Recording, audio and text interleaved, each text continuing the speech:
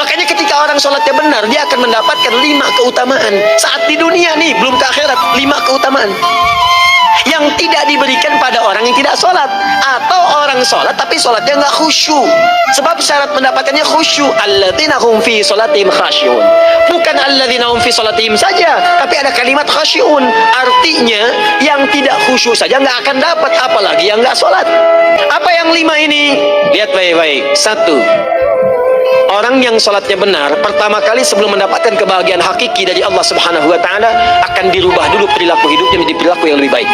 Jadi kalau ada sekarang orang yang sholat senang mencela orang lain, itu berarti ada masalah dalam sholatnya, dan dia belum dijamin sebagai ahli surga terbaik, dan hidupnya nggak bahagia. Nggak bahagia, aneh nih, sholat tapi senang mencela orang, aneh. Maka ada yang salah dengan ibadah Anda, ada yang keliru, karena mustahil taat bertemu dengan maksiat, itu mustahil. Jadi kalau sekarang sholat, lisan belum baik, mata belum baik, sampai ke kaki, berarti ada yang salah sholatnya tuh. Ada yang nggak tepat. Nih, 2. Orang kalau sholatnya benar, Allah akan berikan ketenangan dalam jiwanya.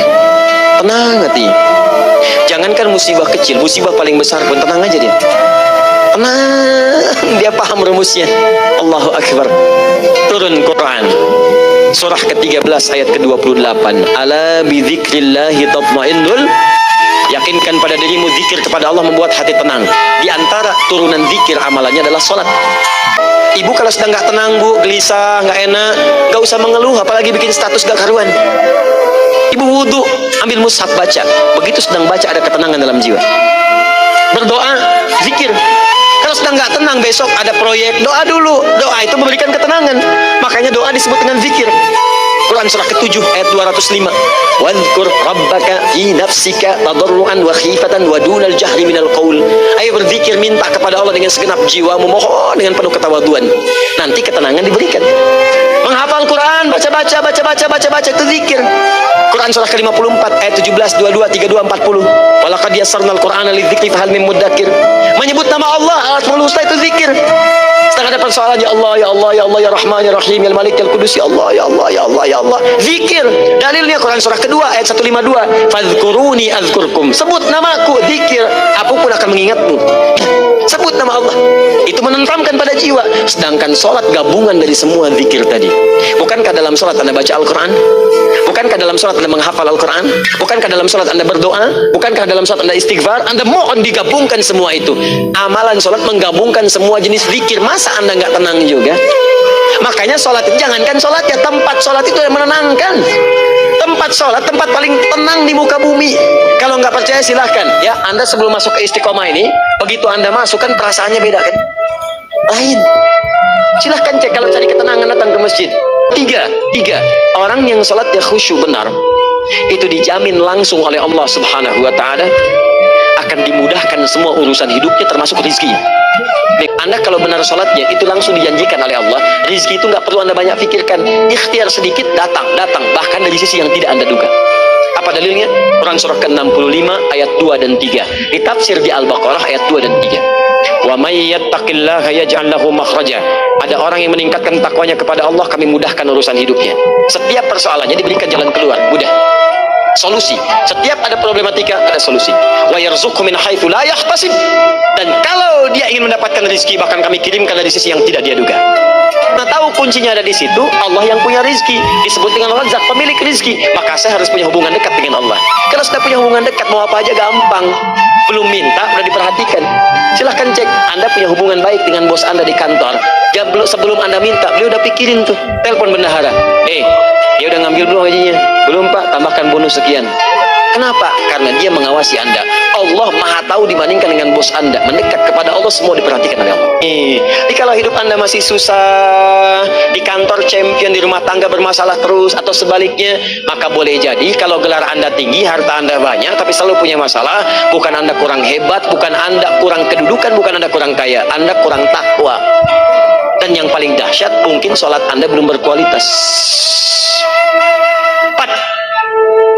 Orang yang sholatnya benar, khusyuk dia, bahkan saat sholat itu kalau dia minta, maka seketika doanya akan dikabulkan. Tanpa diskusi, langsung seketika.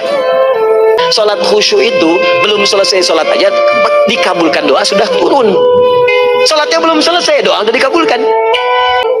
Hadatsana qala Rasulullah sallallahu alaihi wasallam qala Allah azza wa jalla qasamtu shalat baini wa baina abdi. Kata Allah, saya bagi dua ya salat antara aku dengan hambaku. Wali abdi ma sa'ala. Kalau hambaku benar salatnya, aku berikan apapun yang dia minta sekarang. Jika hambaku berkata sekarang, ya Allah, kami sekarang ibadah salat menyembahmu, dan kami sekarang sedang punya masalah, kami hanya minta tolong kepadamu ya Rabb. Apa jawabannya?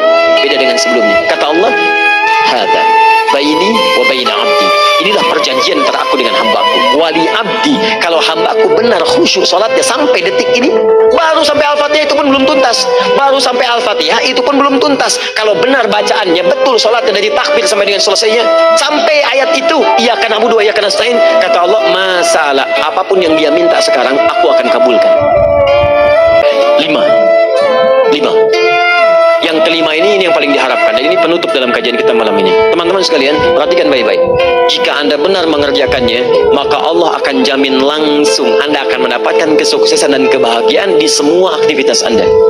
Kalau jadi suami yang sukses, rumah tangga yang bahagia. Kalau jadi pegawai yang sukses, dan di kantor bahagia. Masih ingat?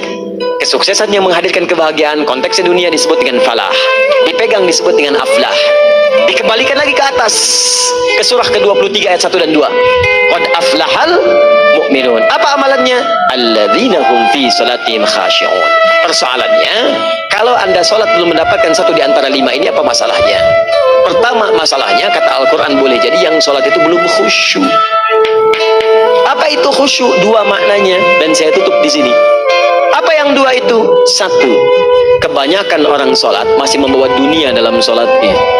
Makanya kalau pengen khusyuk, kata Allah, maka Anda rasakan akan bertemu Allah. Rumusnya Quran surah kedua ayat 45 sampai 46. Rasakan secara singkat, mungkin itu sholat terakhir yang Anda akan kerjakan dalam kehidupan. Mungkin di sholat itu Anda wafat.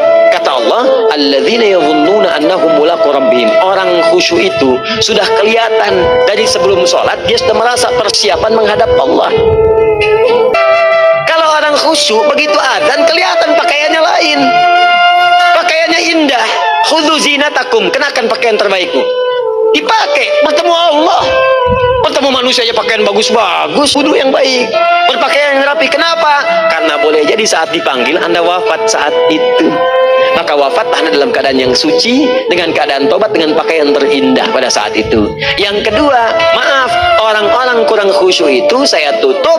Yang kedua itu karena kebanyakan orang sholat tidak paham, tidak mengerti apa yang dibaca dan dilakukan dalam sholatnya. Jujur pada diri sendiri, jawab pada diri Anda. Sampai sekarang Anda sholat, berapa persen bacaan sholat yang Anda pahami? Jangan-jangan selama ini Anda sholat ribuan kali sujud, ribuan kali ruku, gak ada yang paham yang dibaca. Sekian persen yang paham. Bagaimana sholat Anda bisa khusyuk? Pekerjaan Anda dipahami, urusan akhirat Anda nggak dipahami. Di mana cara berpikirnya? Aku yang bagaimana atau engkau yang harus bagaimana? Ya, coba berubah.